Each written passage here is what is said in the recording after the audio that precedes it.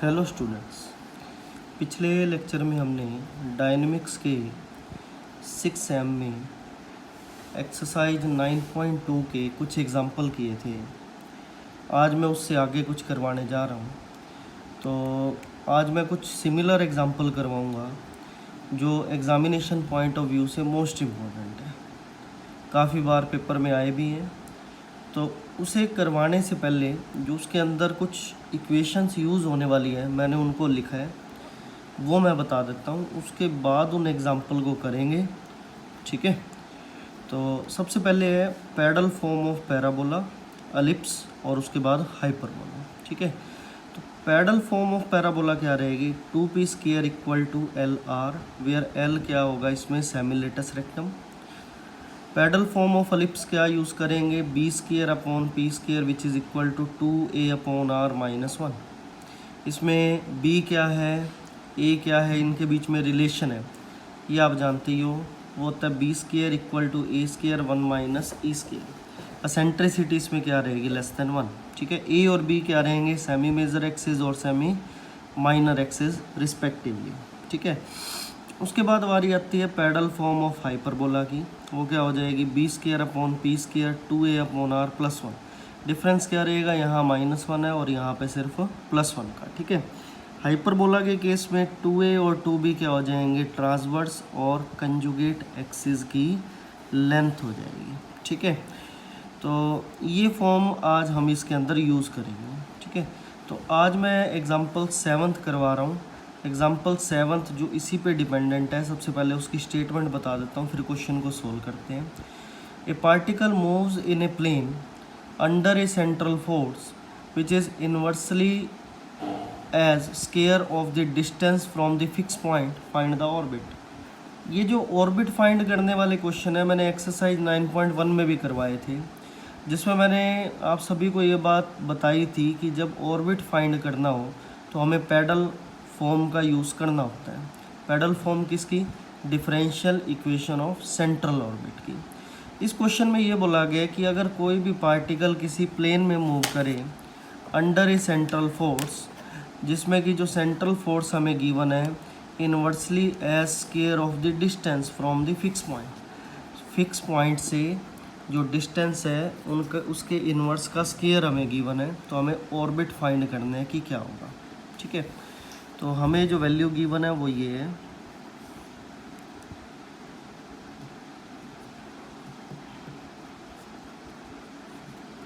कि जो f है वो इन्वर्सली एज है 1/r², ठीक है। हाँ जी, प्रोपोर्शनैलिटी का साइन हटाएं तो क्या आ जाएगा, कांस्टेंट, तो mu upon r²। Orbit find करने के लिए क्या करेंगे, the differential equation of central orbit in pedal form. हम क्या लिखते हैं सेंट्रल ऑर्बिट की, h² upon p cube dp/dr which is equal to f। ये जो एग्ज़ाम्पल करवाने जा रहा हूँ, ये पिछली बार एक टॉपिक भी आया था 9.1 एक्सरसाइज के अंदर, ये वो सेम ही है, ठीक है। बस इसके अंदर थोड़ा सा और डिटेल में हम इसको पढ़ लेंगे। तो एक काम करें, अब इसकी वैल्यू को पुट कर देते हैं, ठीक है। इसकी वैल्यू को पुट करें, f की वैल्यू को, तो वैल्यू हमारे पास क्या आएगी, क्या है, h² upon p cube dp/dr which is equal to mu upon r², ठीक है। वेरिएबल सेपरेट कर देते हैं। वेरिएबल सेपरेट करने पर जो टर्म हमारे पास बचेगी वो कुछ ऐसी रहेगी, h² upon p cube dp which is equal to mu upon r²dr, ठीक है। तो इंटीग्रेटिंग बोथ साइड, इंटीग्रेट करें तो वैल्यू क्या आई हमारे पास, इंटीग्रेट करने पर वैल्यू हमारे पास आ जाएगी h² upon minus 2p² which is equal to minus mu by r plus some constant. ठीक है, अब इस c की वैल्यू को हम फाइंड कर लेते हैं। अगर इनिशियली देखें, इनिशियली क्या रहेगा, और इसको थोड़ा सा और सोल्व कर रहा हूँ मैं। इसको थोड़ा और सोल्व करने के बाद वैल्यू ऐसी मिलेगी हमें, h² upon p² which is equal to 2 से मल्टीप्लाई कर रहे हैं 2 म्यू बाई आर प्लस मैंने कंबाइन कांस्टेंट लिख लिया कुछ c1। ठीक है, अब एक काम करते हैं, वैल्यू निकाल लेते हैं। h अपॉन पी, हम ये बात जानते थे कि h अपॉन पी v के इक्वल होता था।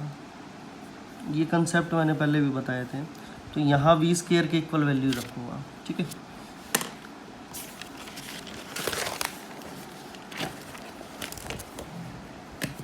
तो क्या बनेगा रिज़ल्ट, वैल्यू ये बनेगी v² equal to h² upon p² 2 mu upon r plus में c1। ठीक है, वेयर इस c1 की अगर वैल्यू निकालें तो इनिशियली हम लेट कर देते हैं, अगर v नोट था जब r नोट पे सिचुएटेड था। ठीक है, इस वैल्यू को अगर पुट करें यहाँ तो v0² किसके इक्वल हो जाएगा, 2 म्यू अपॉन r0 प्लस में c1। और अगर c1 की यहाँ से वैल्यू निकालें तो c1 हो गया v0² minus 2 mu upon r0। ठीक है, इस c1 की वैल्यू को हम यहाँ पुट कर देते हैं।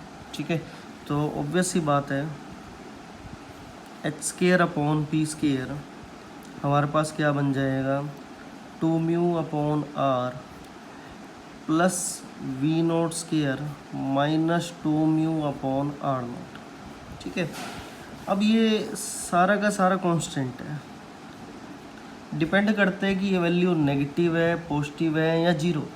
ठीक है, इसी पे केस बनाते हैं। और जो मैंने आज बताए थे 3 केस शुरुआत में पैडल फॉर्म बताई थी, उसके अकॉर्डिंग हम इसका यूज़ करते हैं। ठीक है, फर्स्ट केस मैं बता रहा हूँ, केस फर्स्ट ये रहेगा, if v0² upon minus 2 mu upon r0 equal to अगर जीरो है। ठीक है, अगर ये वैल्यू जीरो हो गई तो इक्वेशन नंबर जो 1 है वो रिड्यूस हो जाएगी किसके अंदर, सो फ्रॉम 1 रिड्यूस होगी किस में, h² upon p² 2 mu upon r के अंदर। ठीक है, ध्यान होगा स्टूडेंट कि मैंने पैडल फॉर्म बताई थी पैराबोला की। पैडल फॉर्म ऑफ पैराबोला क्या थी हमारे पास, पैडल फॉर्म ऑफ पैराबोला ये थी 2p² equal to LR type की थी। ठीक है, तो ये जो मैंने इक्वेशन अब रिड्यूस की है क्या थी, 2p²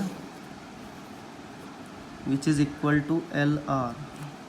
ठीक है, जो ये अब इक्वेशन रिड्यूस की है वो किस टाइप की बनी है, देखो p² अपॉन h² किसके इक्वल हो गया, r अपॉन 2 म्यू की, या फिर p² की वैल्यू हमारे पास क्या आ गई, h² अपॉन 2 म्यू इनटू में r टाइप आ गया। ठीक है, तो ये इक्वेशन रिड्यूस हो गई किसके अंदर, पैडल फॉर्म के अंदर। तो हम ये कहेंगे कि ये जो मतलब अगर फर्स्ट केस के अंदर जो ऑर्बिट बनेगा वो कौन सा होगा, पैराबोलिक होगा। ठीक है, और सेकंड केस लेकर चलें वो कौन सा होगा, negative.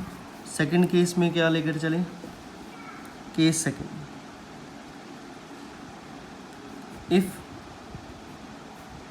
v0² minus 2 mu upon r0 less than 0। अगर ये वैल्यू लेस देन 0 हो गई तो इक्वेशन नंबर 1 को हम रिड्यूस कर पाएंगे किस फॉर्म के अंदर, b² upon p² equal to 2a upon r minus 1 type में। ठीक है, और ये टाइप जो आप देख पा रहे हो ये कौन सी थी, पैडल फॉर्म ऑफ, ये टाइप थी हमारे पास पैडल फॉर्म ऑफ एलिप्स। ठीक है, तो इसका मतलब जब ये वैल्यू नेगेटिव होगी तो ये इक्वेशन नंबर 1 जो है किस में रिड्यूस हो जाएगी, पैडल फॉर्म ऑफ एलिप्स की फॉर्म। सिमिलर वे में थर्ड केस के अंदर क्या लिखें कि v not square minus 2 mu upon r not अगर ग्रेटर देन 0 हो जाए तो इक्वेशन जो रिड्यूस होगी इस टाइप से b square upon p square 2a upon r plus 1 type में। ठीक है, इसका मतलब जो ये इक्वेशन बनी है वो होगी pedal form of hyperbola type. ठीक है, pedal form of hyperbola type. ठीक है, जो हाइपरबोला की पैडल फॉर्म है वो इस टाइप की है जो मैंने बताई थी। इसका मतलब जो इक्वेशन नंबर 1 है उसको हम थर्ड केस के अंदर इस फॉर्म में रिड्यूस कर पाएंगे तो वो पैडल फॉर्म ऑफ हाइपरबोला बन जाएगी। इसका मतलब जो सेंट्रल ऑर्बिट है थर्ड केस के अंदर किसके अंदर रिड्यूस हो जाएगा, हाइपरबोला के अंदर। सेकंड केस में किस में रिड्यूस हो जाएगा, एलिप्स में। और फर्स्ट केस में पैराबोला के अंदर। ठीक है, पैराबोलिक ऑर्बिट हो जाएगा।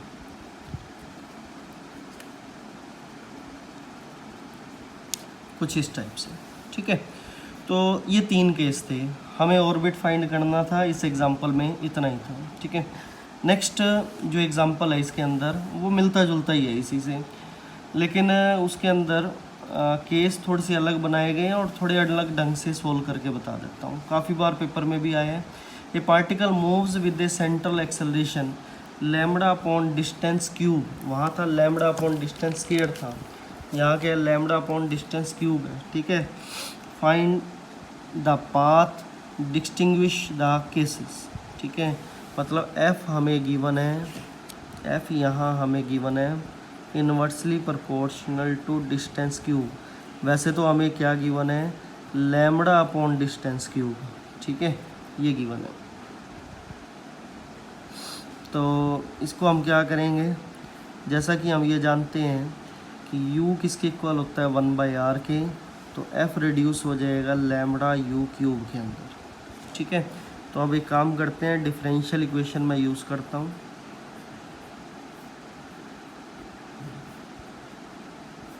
किसकी, सेंट्रल ऑर्बिट की, जो हम स्टार्टिंग से यूज़ करते आ ही रहे हैं। ठीक है, तो वैल्यू क्या हो जाएगी, एच स्केयर क्या लिखते थे, u plus d square u upon d theta square which is equal to f upon u square. ठीक है, एच स्केयर वैसे इधर होता था। ठीक है, इसको चाहे हम इधर ले आएँ कोई दिक्कत नहीं है। ठीक है, तो एफ़ की वैल्यू क्या है, lambda upon lambda u cube, यहाँ पुट कर देते हैं। ठीक है, तो वैल्यू हमारे पास क्या आ जाएगी, h square u plus d square u upon d theta square which is equal to lambda u cube divide by u square. ठीक है, तो वैल्यू हमारे पास क्या बनी, h square u plus d square u upon d theta square which is equal to lambda u. ठीक है, इसके अंदर हम क्या करें, इसके अंदर हम एक काम करते हैं, इस वैल्यू को सोल्व कर लेते हैं, D square u plus D theta square की वैल्यू को फाइंड कर लेते हैं। ठीक है, तो वैल्यू हमारे पास क्या बनेगी, कुछ इक्वेशन ऐसे ही रिड्यूस होती नज़र आएगी हमारे पास, u plus d square u upon d theta square which is equal to lambda upon h square u. ठीक है, या फिर इसको हम ऐसा लिखें तो गलत नहीं होगा, कैसे कि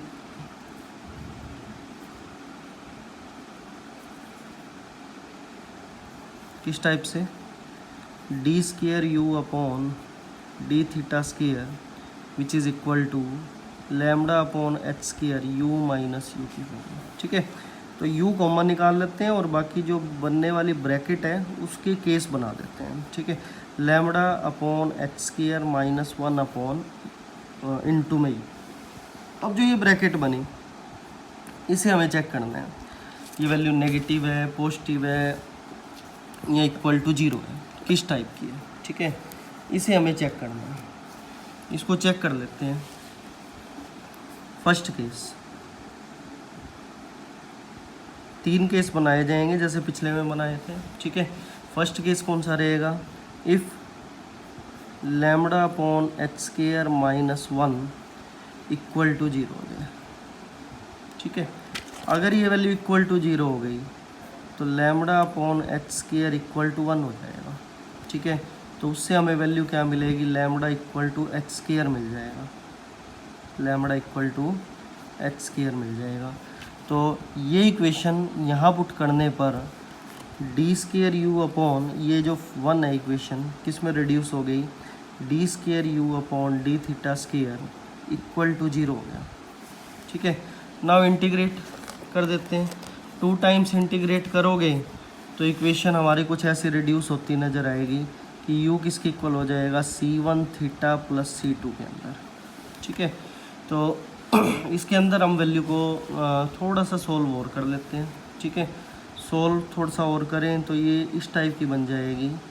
इसके अंदर c1 मैंने कॉमन लिया तो थीटा माइनस के टाइप की इक्वेशन बना दी।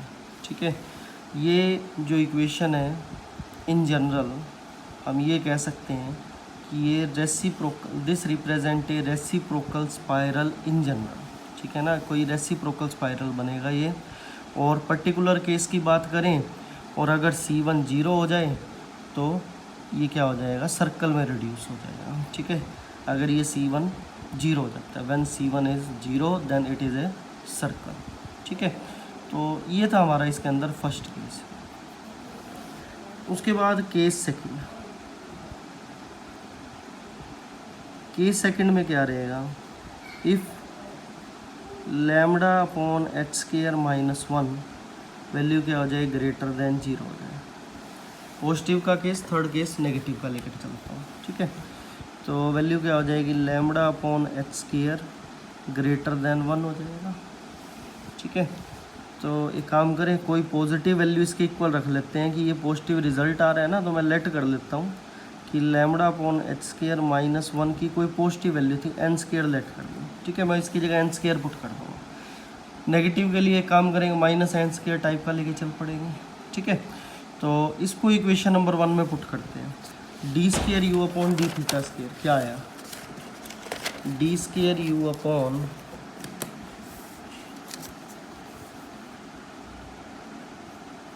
D theta square equal to हो जाएगा एन स्क्वायर यू। ठीक है, बस इसको अब ऑक्सिलरी इक्वेशन बना के इसको रिड्यूस कर लेते हैं, या इसको ऐसा लिख सकते हैं, d square u upon d theta square minus n square u which is equal to 0। ठीक है, या फिर इसकी ऑक्सिलरी इक्वेशन किस टाइप की बनेगी, ऑक्सिलरी इक्वेशन कुछ ऐसी बनेगी, d square minus n square equal to 0 और डी इक्वल टू हो जाएगा प्लस माइनस एन। ठीक है, तो इसका जो कम्प्लीमेंट्री फंक्शन होगा वही हमारा इसका जनरल सॉल्यूशन होगा। ठीक है, तो जनरल सॉल्यूशन रिड्यूस हो जाएगा किसके अंदर, u की वैल्यू क्या आ जाएगी, c1 e raise to the power n theta plus c2 e raise to the power minus n theta. ठीक है, देखो विदाउट आइटा है तो ये हाइपरबोलिक में भी कन्वर्ट कर सकते हैं। हाइपरबोलिक में इसको जब कन्वर्ट करेंगे तो इक्वेशन रिड्यूस हो जाएगी हाइपरबोलिक के अंदर। तो इससे बनने वाली जो इक्वेशन है वो क्या शो करेगी, वो एक स्पाइरल कर्व शो करेगी with infinite number of convolution. ठीक है, अबाउट दी पोल। ठीक है, और पर्टिकुलर केस की बात करें, अगर c1 c2 वैनिश हो जाए तो ये क्या हो जाएगी, इक्वी एंगुलर स्पाइरल बन जाएगी। ठीक है, तो ये केस इसके अंदर सामने आएंगे निकल के। ठीक है, तो बाकी है ना डिटेल जितनी भी चेक करनी है 8th एग्जाम्पल में दी हुई है, आप बुक के अंदर देख सकते हैं। ठीक है, तो ये सेकंड केस था। थर्ड केस के अंदर क्या रहेगा, फर्स्ट केस पढ़ा हमने क्या, इक्वल टू 0 का, सेकंड केस क्या था, ग्रेटर देन 1 का, थर्ड केस कौन सा है, लेस देन 1 का। ठीक है, सॉरी लेस देन 0 का, वो लेस देन 1 नहीं हो जाएगा, lambda upon h square which is less than 1। ठीक है, मतलब वैल्यू नेगेटिव है तो एक काम करते हैं, किसी नेगेटिव के इक्वल इसको लिख लेते हैं कि कोई नेगेटिव वैल्यू जो आई वो ये थी। ठीक है, इस वैल्यू को हम पुट कर देते हैं। इस वैल्यू को पुट करें क्या आएगा, सो इक्वेशन नंबर 1 किस में रिड्यूस हो गई, d square u upon d theta square equal to minus n square u. तो इक्वेशन हमारे पर रिड्यूस हो गई क्या, d square u upon d theta square plus n square u equal to 0। तो ऑक्सिलरी इक्वेशन हमारे पास क्या आ जाएगी, ऑक्सिलरी इक्वेशन आ जाएगी d square plus n square equal to 0 या फिर d is equal to plus minus iota n. ठीक है, तो ये वैल्यू हमारे पास सोल्व करके जो बनेगी, इसका जो जनरल सॉल्यूशन बनेगा वो ऐसा बनेगा, C1 cos N theta plus C2 sine N theta. ठीक है, अगर C1 को पोलर फॉर्म के अकॉर्डिंग पुट कर दें, जैसे C1 को आप पुट करते होते हैं आर कोस थीटा, C1 को आर साइन थीटा, या फिर मतलब वैल्यू पुट कर दें इसको आर, जो भी मतलब पोलर फॉर्म पुट कर दें, तो इक्वेशन जो है रिड्यूस भी हो सकती है आगे, जैसे फर्दर आपके बुक में बताई गई है। ठीक है, तो ये एक और ऑर्बिट बना है। ठीक है, अगर इतना करके आओगे तो भी गलत नहीं है। ठीक है, तो ये थर्ड ऑर्बिट बना है, जिसको मतलब ये स्पेशल केस है एप्स का। ठीक है, तो ये थर्ड इक्वेशन है सेंट्रल ऑर्बिट की, जिसके अंदर वो जो पार्टिकल है अपनी मतलब कर्व को ट्रेस करेगा। ठीक है, तो ये 3 केस थी। ठीक है, तो इसमें आगे एक एग्जांपल और रह गया, वो वैसे तो सिमिलर चल रहे हैं एग्जांपल वो थे, एक बार खुद चेक करके देखना, हो जाएगा ये क्वेश्चन पिछले वाले क्वेश्चंस पे ही डिपेंडेंट है। ठीक है, तो एक्सरसाइज के कुछ क्वेश्चन करते रहो, और जितने एग्जांपल है उससे मिलते जुलते मिलेंगे सारे। अगर ना हो पाए तो एक काम करना, जो पेपर में आए हुए हैं KU के, MDU या CDLU के अंडर, उनको ज़रूर कर लेना। ठीक है, तो अगर कोई दिक्कत आए तो मेरे से पूछो, फिर मैं इस चैप्टर पे नेक्स्ट वीडियो बनाऊंगा, अदरवाइज़ मैं फिर नेक्स्ट वीडियो जो है अगले चैप्टर पे बनाऊंगा, 10th चैप्टर पे। ठीक है, तो अगर मेरी वीडियोस पसंद आए तो लाइक करें और मेरे चैनल को सब्सक्राइब करें। ठीक है, थैंक यू।